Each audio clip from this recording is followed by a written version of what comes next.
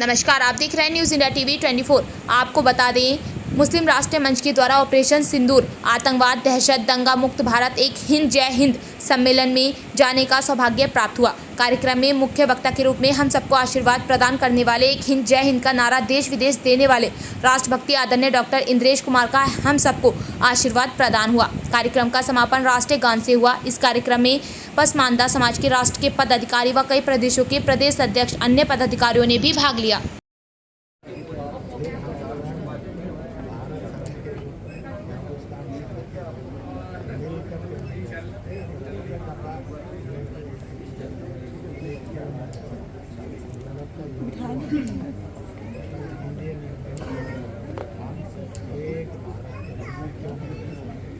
देश रहेंगे, सत्ताएं रहेंगी और भारत में बनेगा हिंदुस्तान।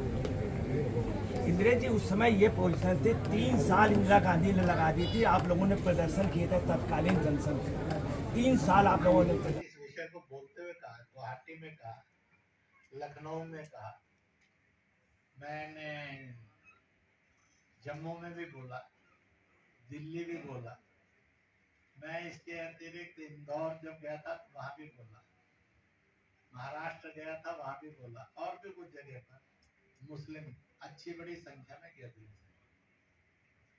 मैंने कहा भाई एक बात का विचार करो, 1971 से पहले दुनिया में बांग्लादेश नाम का कोई देश नहीं था और बांग्लादेशी के नाम से कोई नागरिक नहीं था। 1947 से पहले दुनिया के नक्शे में पाकिस्तान नाम से कोई देश नहीं था, पाकिस्तानी नाम से कोई नागरिक नहीं था। हम सब हिंदुस्तान के नाम से थे, चाहे छोटे में थे चाहे बड़े में थे, और हिंदुस्तानी थे। तो आखिरकार हम तीनों मिलकर 47 से पहले क्या थे? तो सबने कहा हिंदुस्तान के हिंदुस्तानी थे। क्यों, ठीक है कि नहीं? बिल्कुल बिल्कुल, हम हिंदुस्तान के हिंदुस्तानी थे। फिर हम कौन से हिंदुस्तानी थे? 100 साल, 200 साल, 300 साल, 400 साल, 500 साल, 700 साल पहले हम कौन से हिंदुस्तानी थे? हम मजहब से जैनी हिंदुस्तानी थे, बौद्ध हिंदुस्तानी थे, अम्बेडकरवादी हिंदुस्तानी थे, हम कादियानी हिंदुस्तानी थे। हम कौन से हिंदुस्तानी थे? हम सिख हिंदुस्तानी थे, सनातनी हिंदुस्तानी थे, हम राधा स्वामी हिंदुस्तानी थे, ब्रह्म कुमारी। हम कौन से हिंदुस्तानी थे? हम हिंदुस्तानी थे तो कौन से थे? सनातन हिंदुस्तान। कुछ तो हिंदुस्तानी थे। हम विदेशी नहीं थे, ये पक्का है। क्यों पक्का है? मैंने उस समय बोलते हुए कहा, आपको भी बोल रहा हूँ, वहां से रजा जरूर ली होगी।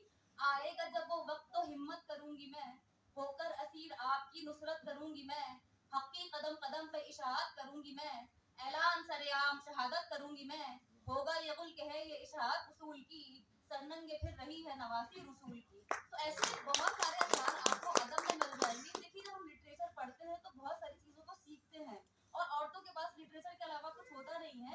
इकबाल वो एक अजीम, एक बड़ा शायर है जिसने औरत की हस्ती को कबूल किया। वजूद दन से है तस्वीर कायनात में रंग, उसके साथ से है जिंदगी का सोज दुरूं।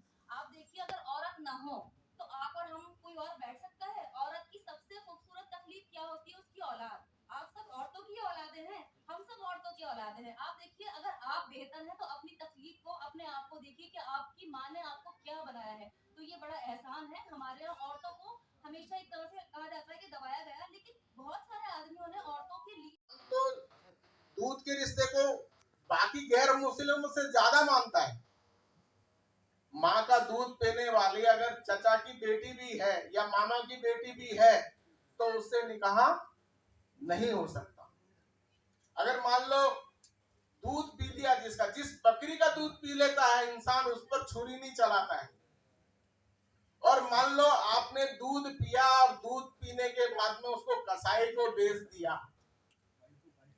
और कसाई को बेचने के बाद में उसका गोश्त भी हमने खा लिया, तो गैर मुस्लिम जिसको माँ मानता है उसका कोई गोश्त खाएगा तो क्या सोचेगा सामने वाला? उससे प्यार करेगा या नफरत करेगा? नफरत। तो जो नफरत के कारण है सब कारणों को खत्म करने की अवस्था है। नफरत के कारणों को